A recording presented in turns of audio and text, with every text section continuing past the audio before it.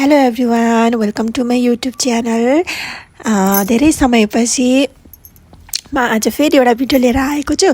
आज बिहान बिहान यस्तो मुसलधारे पानी परिरहेको छ, हेर्नु न। अनि हजुरहरूले पानी परेको बेला चाहिँ प्लान्टहरूलाई कसरी केयर गर्नुहुन्छ, कसरी राख्नुहुन्छ भनेर धेरै प्रश्नहरू आइरहन्थ्यो मलाई। सो त्यसको लागि चाहिँ मैले पानी परेकै बेला हजुरलाई देखाउनको लागि यसरी भिडियो बनाएको छु। पानी परेको बेला कस्तो दामी देखिन्छ फेरि, हेर्नु न। आज यसरी पानी परिरहेछ। हाम्रो चाहिँ टिनको घर छ नि त, सो हामीले प्लान्टको लागि भनेर यसरी अगाडि लाछी गाँसेर यसरी राख्ने गरेको छ होइन।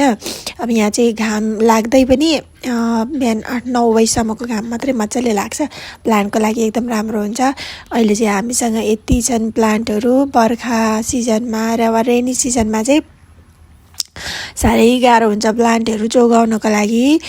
यतापट्टि चाहिँ प्लान्ट हाउस छ हाम्रो। यहाँ चाहिँ हाम्रो सूर्यको किरण चाहिँ डाइरेक्ट छिर्ने खालको माथि प्लास्टिक लगाएर हामीले यसरी प्लान्टहरू राखेको छौँ।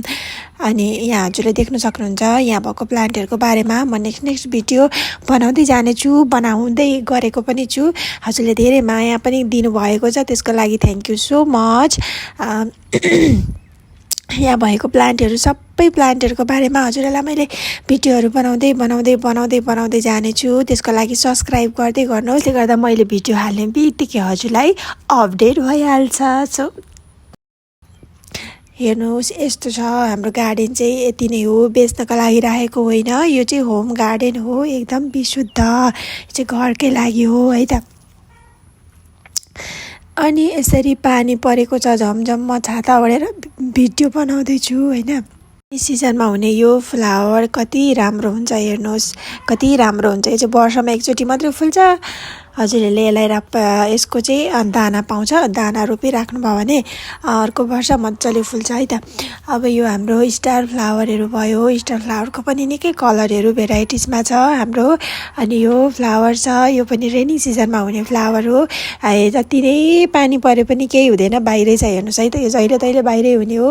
अब यिनीहरू हाम्रो यहाँ लिप्स प्लान्टहरू भइहाल्यो, हजुरलाई थाहै छ। अनि घडी फुलहरू भइहाल्यो। अनि यिनीहरू त यता हाम्रो सिङ्गोनियमहरू छ। अनि फिलोडेन्ड्रोनको प्रकारहरू भयो। मलाई अलिकति सन्चो छैन, खोकी लाग्दैछ र मेरो स्वर अर्कै सुनिरहेछ होला, डोन्ट माइन्ड है त। बेला बेला हम गर्दैछु, त्यसको लागि सरी। अनि हाम्रोमा यो ह्याङ्गिङ प्लान्टहरू भयो।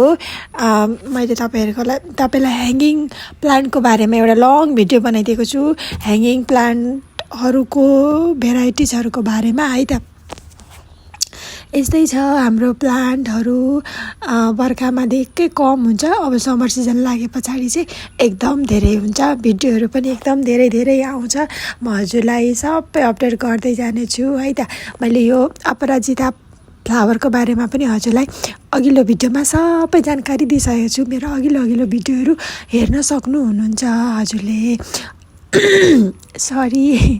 Okay, thanks for watching guys, thank you so much. र नेक्स्ट भिडियोको लागि राम्रो भिडियो प्लान्टको केयरको बारेमा जान्नको लागि चाहिँ मलाई सब्सक्राइब गर्दै गर्नुहोस् है त। अनि click the bell icon please, जसले गर्दा चाहिँ मैले भिडियो हाल्ने बित्तिकै हजुरले तुरुन्तै नोटिफिकेसन पाउनुहुन्छ र हेर्न पाउनुहुन्छ। Okay, thank you.